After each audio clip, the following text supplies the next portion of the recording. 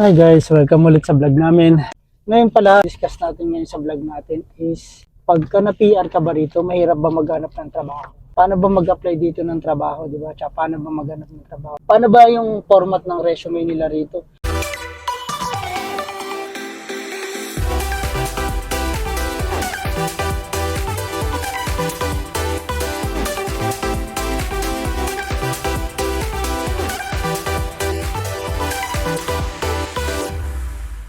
Gandang ang panahon ngayon dito sa Canada. Ito nga pala guys, no? Kung mamaya mapapakita sa inyo na misis ko yung panahon ngayon dito sa amin sa Saskatoon. Hindi siya normal.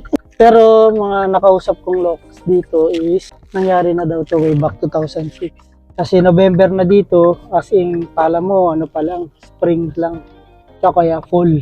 Parang gano'n na gano'n lang ang itsura niya. Tsaka yung weather niya, hindi siya gano'ng kalamig. Talagang warm na warm. Kasi pagka gantong month, punong-puno na ng snow yung paligid, tsaka sobrang lamig na. Sabi nga nila, ano daw, maikli daw yung winter ngayon. Ngayon pala, discuss natin ngayon sa vlog natin is, pagka na-PR ka ba rito, mahirap ba maghanap ng trabaho? Kasi marami na akong na-encounter na mga na-PR dito. Natulungan naman natin sila, pagka-PR, tinulungan natin sila makahanap din ng trabaho agad. Kasi, minsan kasi ako rin, na-experience ko rin yun eh. Nung na-PR ako, sabi ko, ito, PR na ako. Paano kaya ako maghanap ng trabaho? Kaya ang alam ko lang naman, cook. Diba? Parang yung confident mo eh, mababa. Kaya paano ba mag-apply dito ng trabaho? Diba? Tsaka paano ba maghanap ng trabaho? Meron naman sila mga online site kung paano ka maghanap ng trabaho. Meron din naman uso din yung nire-refer dito. Kasi nga, yung ibang mga employer dito, mas gusto nilang may nire-refer yung empleyado sa loob kesa yung nag-hire sila. Kasi nga, para hindi na sila mag-background check, mag-ano ng police clearance, at least kilala na ng mga employee nila na sa company yung papasok na bagong empleyado. Paano ba yung format ng resume nila rito? Dito guys, yun nga pala, no, sabi ko sa inyo, pag kayong nada-downgrade masyado sa sarili nyo pag mag-a-apply kayo rito, pag na-PR na kayo. Kasi nga, lalo na yung mga ibang landing PR, kasi dito walang discrimination dito. Walang piercing personality. Tulad na meron tayo sa walang Pilipinas. height, ano? Walang height limit. At late ko na. Wala. Oo, ako late ko na. Tapos wala rin sila ditong, ano ba to, age limit. Sabi ko sa inyo, walang age limit. Walang discrimination dito. Pagdating na nag-apply kayo. Tsaka pag nag-apply kayo, huwag nyo nang isulat sa resume nyo yung mga, lahat ng mga in-apply nyo. Yung ano lang, kailangan lang nila yung 3 months to 3 months o 3 years or 2 years na ano nyo, na background nyo. Ang standard kasi dito na resume, yung kagaya nung tinuro sa amin nun sa employment program is ano, parang 2 pages lang. Mas maikli, mas maganda. Tsaka wag na kayo maglalagay ng picture, hindi ususi maglalagay walang ng picture. Maglagay ng picture dito. Nung unang apply ko, naglagay ako ng picture eh. Natatawa din ako eh. Ang pinakamalaking information na kailangan i-emphasize nyo dun is yung name nyo tsaka yung contact number.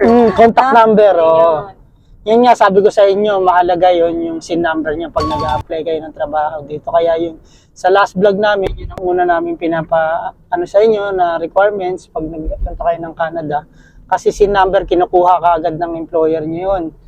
Tsaka yung void check, account. Kaya nga sabi ng misis ko sa last vlog namin, kailangan nyo mag-open agad ng bank account. Kasi doon sa bank account na yun, meron kayong void check, yung SIN number tsaka void check, doon nila ipapasok yung sahod nyo, kung anong bank. Wala na, hindi tulad sa atin na ano, pag nag-apply ka sa atin sa Pilipinas, yung mag-a-apply ka yung sila mismo yung magbibigay ko anong bangko yung dapat mong applyan. Kung meron silang sariling bangko, di ba? Dito hindi. Kung ano na yung bangko na meron ka dumating ka rito, yun na yun ang gagamitin mo. Depende na lang kung magpapalit ka ng ibang account, ipapasok mo sa ibang account na gusto mo, i-divide mo yung mga kinikita mo, mapupunta rito para segregate din yung mga paying ng bills mo. Di ba? Yun lang guys yung mga info na pwede namin yan sa inyo pag nag-a-apply kayo rito. Tsaka, ano pala rito, yung attire din, hindi nila masyado rin inaano yung attire kung ano. Pero pagka mga office ba, ano ba ang experience? Sa amin kasi sa office, wala naman ano yung kailangan naka-corporate attire ka. Wala. Wala naman. Kasi ano paano ka magko-corporate attire kung nag-i-snow? Tsaka lalo na pala pagka winter. Pag winter, di ba? Oo, walang standard na uniform dito pagka mag-a-apply ka yung attire. walang uniform. Kasi nga, wala. isa lang yung katar mo pag winter eh. Winter jacket ka lang. Pero syempre, kailangan naman yung yung presentable ka rin. Lalo na kapag depende sa position mo, halimbawa kung property manager ka, harap ka sa kliyente, 'di ba? Syempre kailangan magsuot ka rin naman ng appropriate attire, 'di ba? Pero yung everyday na papasok ka sa office na kailangan parang naka ka, yung pang corporate, hindi naman siya nire-required. Basta maayos lang, malinis tignan. So okay na 'yun sa kanila. Tapos hindi rin uso yung mga makeup ba? Oo. Mga ganon. Tsaka yung papabango ka pa ng Pabango. sobrang pabango, na mabango ka para medyo presentable ako, magpapabango ako. Guys, tatandaan niyo pagdating niyo ng Canada, hindi niyo magagamit yung mga Pabango. expensive yung pabango. Kasi maraming allergy rito sa pabango. Tatandaan niyo yan, maraming allergy sa pabango rito. Kaya kadalasan ng mga establishment dito, company rito, ipinagbabawal nila yung mga scented free, no? Scent free, di ba? Kailangan scent free. Scent free. Oo, karamihan. Isis nga sa opisina, hindi nagpapabango yan. Sa office siya nag-work eh. Hindi siya gumagamit ng pabango. Kasi nga, pinagbabawal sa kanila. Sa school, bawal din yan, yung mga pabango. Tayo pa naman mga Pilipino, mahilig tayo magpabango, di ba? Naku, puno. Hindi, papapasukin naman. Ito nga pala kami sa downtown ngayon. Pasok kami dito sa downtown. Afternoon. Ayan, dito kami sa downtown. Kasi hindi ko pala nasabi sa inyo guys, meron palang event dito sa downtown ngayon. Sa Saskatoon, merong Santa Claus Parade. Hindi lang namin naatiran kanina. Kaya ito, naghahanap kami ng parking. Maraming marshal ngayon sa parking lot ng mall. Gawa ng, pag may Santa Claus Parade kasi punong-puno talaga yung parking dito. Sobrang dami. Ayun. Sasakyan punong-puno. Ay, may nag-a-assist. Diretso daw. Mamaya, pwede kong ipakita yung example template ng standard resume dito sa Canada. Baka may magtanong. Kasi yung kadalasang nakakapunta rito sa Canada is, ang position is cook. Diba? Ano ba yung mga experience na meron tayo sa Pilipinas na wala rito? Kadalasan naman dito kasi guys, halimbawa ako kasi na-experience ko sa Pilipinas, tsaka nung nasa Middle East din ako, pag nag-a-apply ako ng cook, meron tayong tinatawag na trade test. Ano ba yung trade test? O kaya food test. Yung kadalasan food test ang tawag doon o kaya trade test. Yung food test yung guys na meron tayo sa Pilipinas noon pag nag-a-apply tayo ng cook is, halimbawa, nung nandun nag-apply ako dati sa Vikings, sa Mall of Asia, nag-trade test ako doon. Yung trade test tsaka food test is yung magpe-present ka ng pagkain sa mga chef or executive chef or head chef ng isang company ng restaurant na applyan mo. Yan siya na, no? Nagpa-part tayo. Pero dito guys, na-experience ko rito sa Canada, bihira yung nagpapa-trade test tsaka food test sa mga restaurant pag nag-a-apply ka. Bibihira. I-interviewin ka lang, tapos tatanungin ka lang about sa experience mo, kung marunong ka ba nito, pero wag kang basta-basta. Kasi na-experience ko noon, sabi sa akin ng chef ko, sa hawak pa lang daw ng kutsilyo, alam na nila kung marunong ka talaga o kusinero ka. Kaya doon nila tinitignan yan. Meron silang tinatawag na dito na 3 months training. Pag hindi ka na nila nagustuhan ng 3 months training, expect mo na yan. Sometimes wala ka ng schedule talaga. And guys, baba muna tayo. Tignan nyo muna yung weather. Napakaganda. Tignan nyo yung suot namin. Kung tutignan nyo yung mga vlog namin, date namin ng vlog namin noong November. Yung suot namin talagang kakapal na.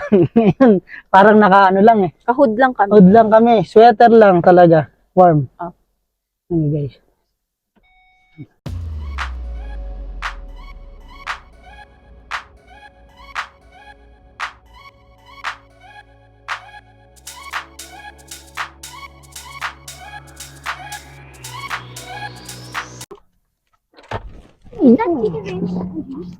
I don't know. Why is that the range? Hindi, makikita mo yan na kung may rough riders sa kanila yan. Ito guys, no? Di ba kita niyo yung weather ngayon? Hindi siya masyadong malamig talaga. Nakasimple lang yung mga suot ng mga tao. Hindi pang malakasan. Jay, come here, Jay. Tayo ngayon sa Midtown. Sa Midtown pala kami, no?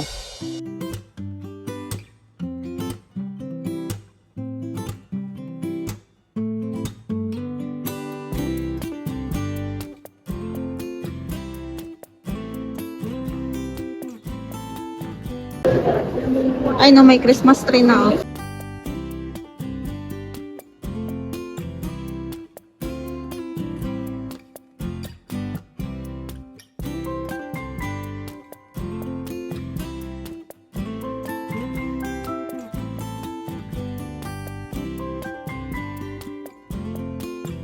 Guys, so, yung mga nagbi-business sa Pinas, bibili ng sapatos dito, tapos ibibenta dito sa Pilipinas. Pagkalun, 450. Gusto mo yan, Jay? Bob uses for 300. Ha? He uses for 300.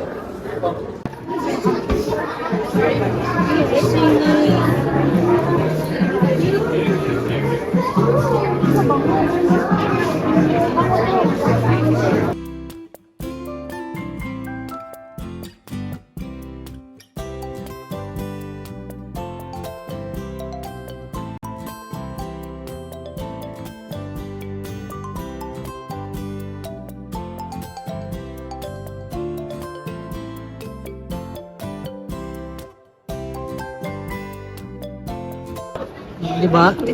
Unang budol niya, Marshmallow. Bath and Body. Kasi, Nakasin. Ano yan? Pamigay yan para sa Pasko. Ah, May mapupul... May Mama na. Bath and Body Works. Punong-puno. Tara. Let's go. Ganda oh. Merry Christmas guys. Unang budol niya kamo. Ano yan? Bath and Body. Unang budol niya. works. Hi Jay.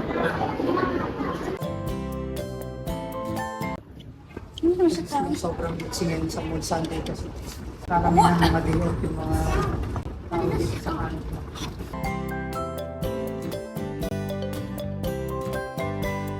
Yun.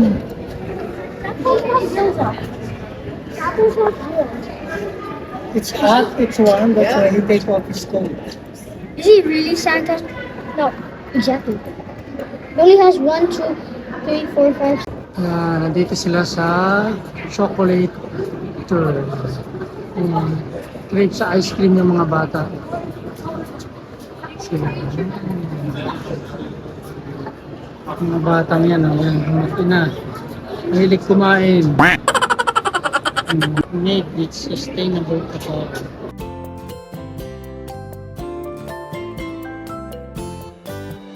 Ice cream. Okay, pili lang kayo ha. Kung tumaas ang sugar nyo. Lapakilam sa sugar mo ha. Sige, panat ka lang.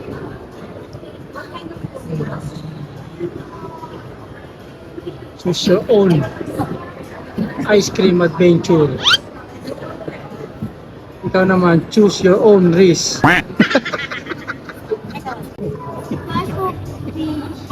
One of everything. What if we do one of everything? Like one scoop. Okay. Yeah. You want the sprinkles or no? Yeah, what's this? That's almond and this is sprinkle. Do you want white chocolate?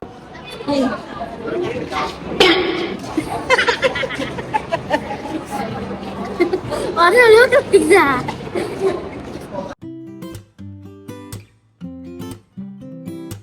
Look at this, my lips. Hello. I want to taste the bubble gum all the way down there. Do you have? A burrito, beef. Oh, so big. And let's It's fry. white. Oh my god, it's pregnant. It feels like it's pregnant.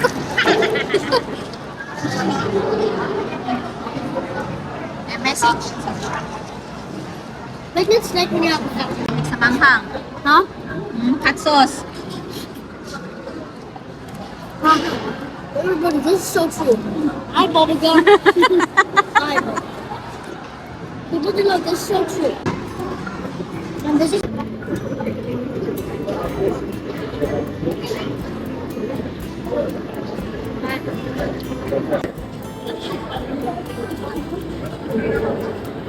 Kuya, walang taro. Ito lang. Busog na siya. Ano siya, mabubusog na. Kami na dyan, ice cream guys. That's what we were talking about. Kaya, Finish na yung burger mo, Jay? hindi pa. That's what we were Maganda to. Oh. you sure? Am I allowed to?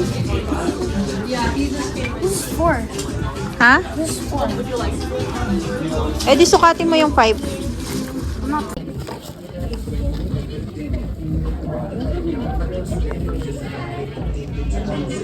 Ow, ow, ow, ow, ow, ow. O yan o. Kanya-kanyang shoes sila.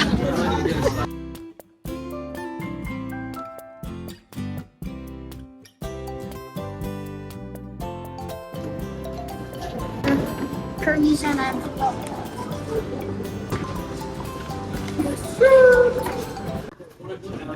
Ay, shoes yan. Pantay nga. Ganda. Luka Doncic. Wala, magaling ako mag-3 points nito. Ganda. Bilay na ako. Ano sa siya? Hmm. Lagyan mo may allowance na pa. Hindi, di na ako lalaki.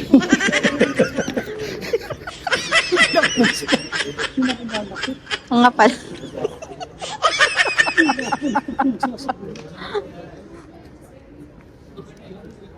Bukan ko ikaw. Oo. Second budol.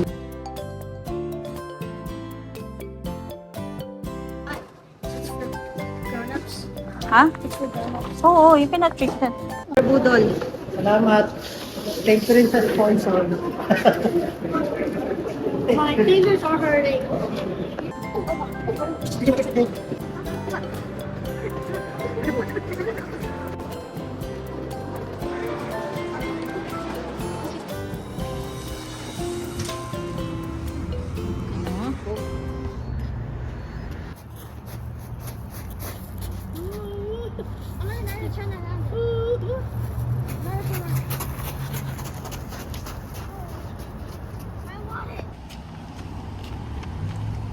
Jay, put it here, Jay, at the back. Not. I'll end up reusing it.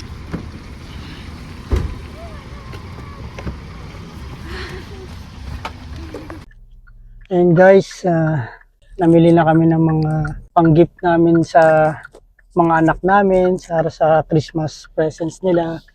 At timing na timing pagpunta namin kanina doon kasi meron din ako nagustuhan doon. Salamat kay mama sa advance gifts niya sa birthday gift ko. Si ano yan, anak siya nung kakilala namin, na discount kami. Ang laki ng discount, employment discount. Salamat din ulit sa pag-discount mo. Tapos yan nga pala guys, babalik tayo dun sa topic natin kung yung pag-a-apply nga pala, no? About dun sa kitchen, yung pag-a-apply nyo is as a cook dito sa Canada. Wala pa ako na-experience nga nung trade test or food test na tinatawag. Tulad na ginagawa na na-experience ko sa Pilipinas, nag-apply ako ng cook doon sa mga high-end na restaurant, tsaka malalaking restaurant talaga na may pangalan na meron silang food test o trade. Baka kasi yung ibang nanonood sa amin, hindi nila maintindihan yun. Yung kasi yung, halimbawa, mag-a-apply ka ng cook sa atin sa Pilipinas, o kaya nung nandun din ako sa Middle East, pag nag-a-apply ka, yung food test na tinatawag, pagagawin ka ng head chef or executive chef, kung sino man yung magja-judge ng food mo, gagawin ka ng main course, pero minsan dalawa lang pinapagawa nun eh. Either appetizer or main course. Pero madalas, appetizer, main course, tsaka dessert. Kaya sinishare ko lang to, kasi dito sa Canada, hindi ko na-experience yung. Kasi sa Pilipinas, pag nag-apply ako ng cook, ganun eh. Sa Middle East, na-experience ko yun isang beses. Pero dito sa Canada, sabi nila yung iba daw meron. Pero kadalasan bihira. Wala ako na-experience na ganun. Yun lang guys, sinishare ko lang. Kasi medyo ano nga pala sila dito pag nag-apply ka na ng trabaho, flexible sila sa oras. Kung ano yung oras, malimbawa, kung gusto mo mag-double job, flexible sila sa oras na ibibigay sa'yo kung magtatrabaho ka sa kanila. Kung ma-hire ka nila, flexible yung oras na bibigay nila sa'yo. Yun lang guys, share ko lang. Maraming salamat. At saka sana may makuha kayong info para dun sa amin na sinashare namin regarding dun pag naging empleyado ka na. Yeah, i-share ko rin dito yung yung employment site na ginamit ko nung nag-apply ako. Sige ma'am, share mo rin. Oo. Anong meron?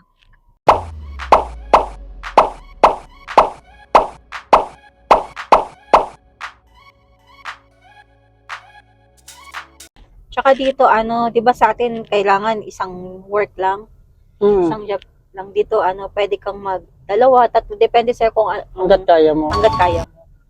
Work at risk nga, no? Kung workaholic ka, di ba? Work at risk. Oo.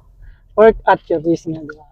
Hirap din kasi yung sobrang ka sa trabaho, tapos ma-overfatigue ka, tapos magkasakit ka. Worth, rin yun, no? Hindi rin siya worth it para sa'yo. Marami silang pwedeng mapasukan. Oo. Dito nga pala, sa mga last vlog namin, kung napanood nyo rin pala ulit, yung mga last vlog namin, dito, hindi mahirap maghanap ng trabaho. Huwag ka lang mamili. Huwag ka lang mamimili. Hanggat meron kang trabaho, once na matanggap ka, ma-hard ka sa trabaho na gusto mo, accept mo lang, basta kaya mo. Huwag kang mamimili ng trabaho. Pero kung gusto mo naman basta ang suggest ko lang naman, basta kung saan ka masaya, dun sa trabaho mo, dun ka. Oo, para at least, nai-enjoy mo yung trabaho mo. Kasi saka dito naman, hindi ka naman, kung ayaw mo na yung trabaho mo, within 1 year, pwede ka naman, free kang umalis. Hindi ka nila pipigilan dun. Kasi, mo yun eh. Meron sila ditong lang halimbawa magre-resign ka, 2 weeks notice lang, okay 2 na weeks yan sa notice kanila. lang, oo. Yan yung parang pinaka-standard nila, 2 weeks. Pero kadalasan sa office, halos parang 1 month, no? Ay, sa amin, hindi, 2 weeks 2 lang weeks lang din? Oo. Ganun. Basta magbigay ka ng 2 weeks notice. Yun ang pinaka-standard kasi. Gulat nga ako kasi 'di ba doon sa atin, parang 1 month notice, may ibang company pa nga ako napasukan noon na 2 months notice eh. Saka dito guys, wala palang contractual dito Once na ma-hard ka, yung ibang company naman dito nagbibigay sila ng 3 months probationary. Kadalasan na company, once na maganda yung performance mo, i-hard ka nila, pero pagka within 3 months, walang improvement silang nakikita sa'yo, pwede ka nilang tapusin yung contract mo. Hindi ka naman nila tatanggalin, kakausapin ka na nila in a right way, na maayos, na ganito yung performance mo, ganun. So, wala ka ng schedule, ganun. Pero huwag kayong mag-alala. Kung Pilipino kayo, hindi naman sa pag-ano talagang in demand sila rito. Masisipag kasi tayo. Sa opisina nga namin, pag alam nilang Pilipino wala nang training eh. Itong asawa ko, sinalpak lang bigla. Sinalpak lang ako doon, wala nang training, pinag-receptionist, pinag-IT, wala namang kalaw sa IT, pinag-admin. Ako nga sa kitchen din nagbago ako dito nung una ako na permanent resident. Hindi pala, nung nagkaroon ako ng open work. Kasi bago ako magkaroon ng permanent resident, nag-apply nga pala ako ng open work na andun din yung sa last vlog namin. Yung open work na yun, pwede na rin akong magtrabaho. Legal na rin ako magtrabaho sa iba. Kung panonoorin yung ibang vlog namin, andun yung info about doon sa open work. Yun, tapos yun nga, na-open work ako, isang parang parang 3 days, 4 days lang akong may body. After nun, iniwanan na ako mag-isa.